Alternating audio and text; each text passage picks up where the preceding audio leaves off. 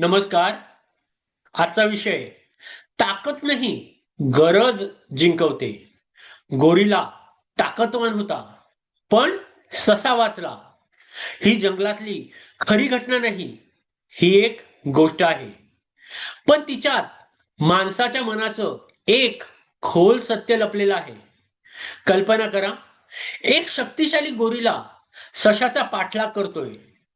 गोरिलाकडे ताकद आहे, आकार आहे, शक्ती आहे. ससा मात्र छोटा आहे, कमकुवत आहे, पळतोय. पण त्याच्यासाठी ही फक्त शर्यत नाही. त्याच्यासाठी प्रश्न आहे, जगायचं की नाही. आणि काही क्षणात ससा एका अरुंद बिळात शिरतो. गोरिला बाहेर थांबतो. शिकार संपते. ससा वाचतो.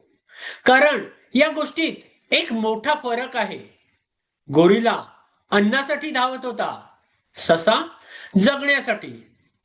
आपल्या आयुष्यातही असंच होतं. आपल्याकडे टॅलेंट असतं, पण आपण म्हणतो उद्या सुरू करतो, थोडं अजून शिकतो, योग्य वेळ आली की करेन. कारण कम्फर्ट आपल्याला इस्केप रूट देतं. मानसशास्त्रीय भाषेत या लेखात याला कम्फर्ट बायस म्हटलं आहे. सुरक्षित परिस्थितीत आपण कमी एफर्टच्या परिचित मार्गाकडे झुकतो. पण जेव्हा गरज खरी होते, तेव्हा एक्सक्युजेस कमी होतात, फोकस वाढतो, ऍक्शन सुरू होते आणि कधी कधी आपल्यातली क्षमता पहिल्यांदाच दिसते. म्हणून तुमच्याकडे टॅलेंट कमी आहे असं लगेच मानू नका. कदाचित तुमच्याकडे अजून पुरेसं पॉवरफुल का आलेलं नाही.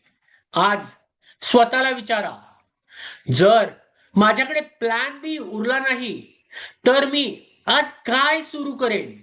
कारण तुमची खरी क्षमता कदाचित हरवलेली नाही, ती फक्त तुमच्या कम्फर्टच्या मागे लपलेली आहे.